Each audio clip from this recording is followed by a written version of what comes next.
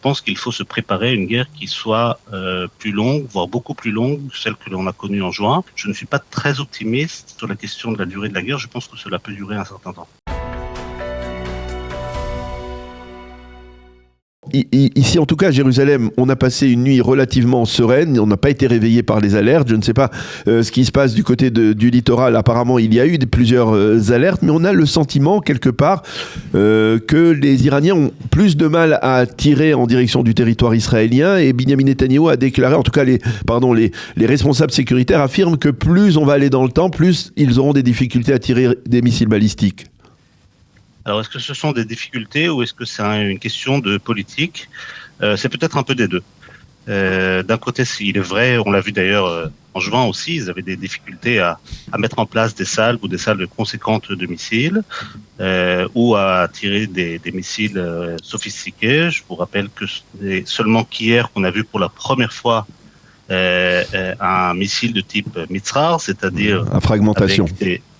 Voilà. Il n'y a eu qu'un seul tir comme ça jusqu'à présent. Et puis on n'a pas vu, moins que je sache, l'utilisation de missiles un peu plus sophistiqués. Je pense par exemple au Ashura, au Khor-Machar, et ainsi de suite.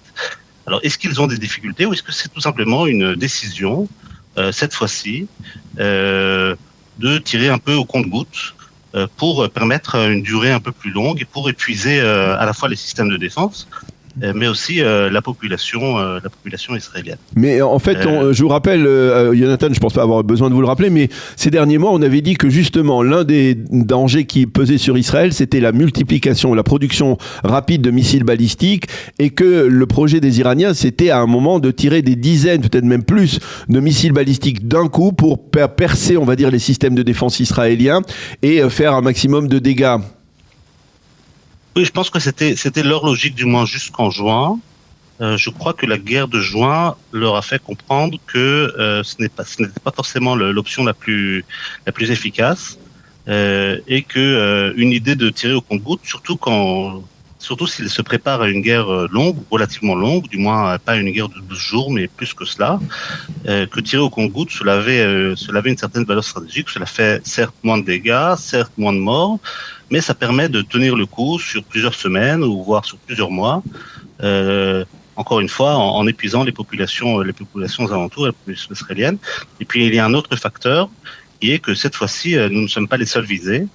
Je vous rappelle qu'il y a presque plus de missiles tirés sur les Émirats que sur Israël. Mm-hmm. Alors oui, ce ne sont pas tout à fait les mêmes missiles, ce ne sont donc pas tout à fait les mêmes bataillons de l'armée de l'air des gardiens de la Révolution qui tirent sur Israël ou sur les Émirats, mais ça crée quand même un certain grand écart entre des missiles tirés sur Israël et des missiles tirés sur d'autres destinations. Alors je comprends pas vraiment bien le but du jeu dans le cas de l'Iran, du régime iranien, c'est-à-dire s'il joue la montre au fur et à mesure, il va subir chaque jour des dizaines voire des centaines de raids aériens, il va s'affaiblir, jouer la montre, est-ce que c'est véritablement une stratégie qui paye ?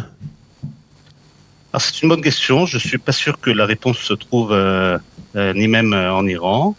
Par contre, si j'étais iranien ou si j'étais iranien supporter du régime, je penserais que le pire est derrière nous. Pourquoi ? Khamenei a été éliminé, la plupart des membres à la fois du gouvernement et des appareils sécuritaires ont été éliminés. Une bonne partie des rampes de lancement et des sites balistiques ont été touchés. Et donc, ces prochains, je ne sais pas si c'est 100 jours, mais du moins ces prochaines semaines, le delta d'affaiblissement du régime sera moindre. Et pour l'instant, le régime survit à ces frappes. Mais comment il peut continuer à survivre ? C'est-à-dire, justement, si ces frappes elles s'intensifient, comment peut-il continuer à fonctionner ? Par exemple, on a vu l'année dernière que la radio-télévision iranienne a été bombardée, il n'y a plus que des émissions sur Internet. C'est-à-dire, comment à long terme ça peut être favorable aux Iraniens ? Et pour l'instant, alors oui, il est vrai que le régime a subi un énorme choc. Et puis ce genre de chocs ont des ondes qui ne sont pas forcément immédiates. On verra dans les prochains mois, comme on l'a vu d'ailleurs en juin, on verra dans les prochains mois, voire dans les prochaines années, ce qu'il se passera sur la scène intérieure en Iran. Mais pour l'instant, le régime tient le coup. Il comprend, comme à mon avis les Israéliens et les Américains le comprennent aussi, que le régime ne tombe pas suite à des bombardements aériens, Oui. si intenses qu'ils soient. Je vous rappelle que de l'histoire de l'humanité, il n'y a aucun régime qui n'ait jamais tombé suite à des frappes aériennes, du moins à des frappes aériennes seules, sans être accompagnées d'une invasion terrestre. Oui, mais Benjamin Netanyahou d'ailleurs l'a dit sur Fox News durant la nuit, il faudra qu'à un moment le peuple iranien se réveille et descende dans les rues. Et c'est ça qui sera le breaking point, si on peut dire. Alors oui, maintenant, encore une fois, l'opposition, elle a évidemment tout notre soutien, mais pour l'instant, elle n'est pas organisée, elle n'a pas de leadership, elle n'a même pas de parti, elle n'a aucune structure organisationnelle qui permette vraiment ce que l'on appelle un regime change. Donc il est bon d'appeler de nos voeux que l'opposition se réveille en Iran et fasse tomber enfin ce régime des ayatollahs. Entre les fins et les moyens, il y a quand même un petit écart. Et je pense d'ailleurs que les Américains et les Israéliens le comprennent. On le voit d'ailleurs dans la nature des cibles visées. Les Israéliens, de façon tout à fait naturelle, se concentrent sur l'appareil militaire iranien et sur le problème balistique et nucléaire. Les Américains commencent à diverger vers d'autres questions, la question des proxys en Irak, par exemple, la question de la marine iranienne. Mais il y a relativement peu de cibles qui appartiennent à tout cet apparatus d'oppression de l'opposition iranienne, que ce soit le Basij, la police, le ministère de l'Information, et ainsi de suite.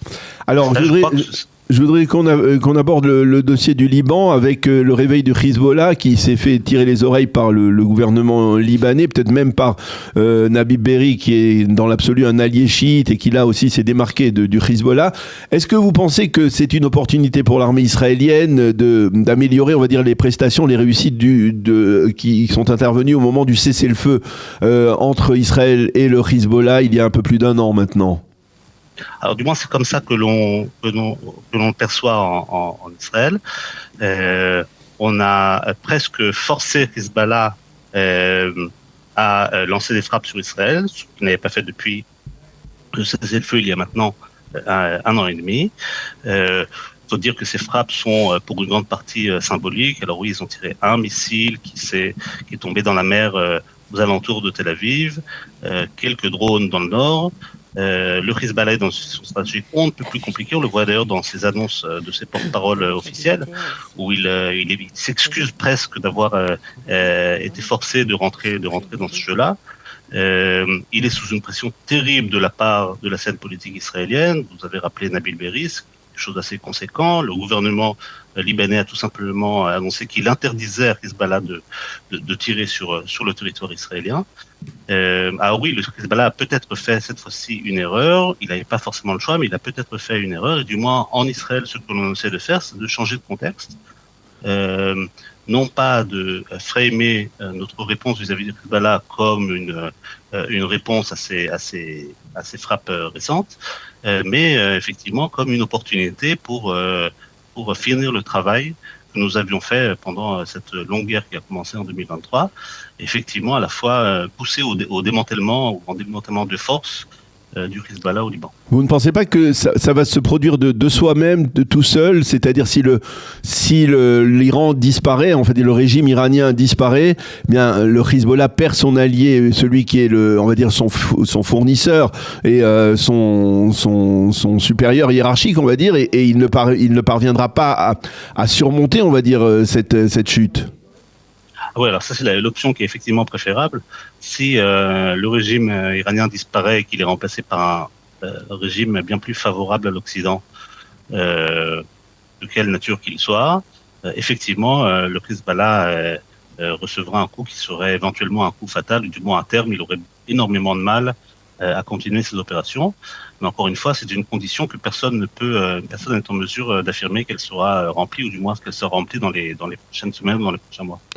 Une dernière question, Jonathan, vous pouvez nous faire un pronostic sur la durée de ce conflit tel qu'on le connaît aujourd'hui? Écoutez, c'est très compliqué. Trump avait dit que ça prendrait moins de 4 semaines, et puis le lendemain, il avait dit que ça prendrait 5 semaines ou plus. et que de toute façon, il ne s'ennuyait pas de ce genre d'attaque. Et Netanyahou a dit hier à la presse américaine que ça ne durerait pas des années et que cette guerre aurait une fin. Je pense qu'il faut se préparer à une guerre qui soit plus longue, voire beaucoup plus longue que celle que l'on a connue en juin. Je vois qu'il y a peu de stratégies de sortie.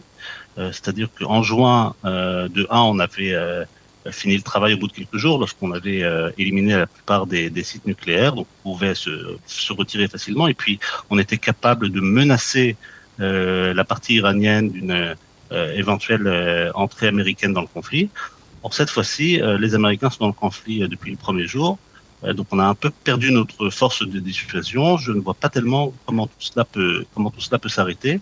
Et surtout, il n'y a plus du côté iranien, il n'y a plus de leader suprême. Il n'y a plus personne qui ait la légitimité suffisante pour prendre ce genre de décision, qui serait éventuellement vue comme une trahison, comme un geste de faiblesse.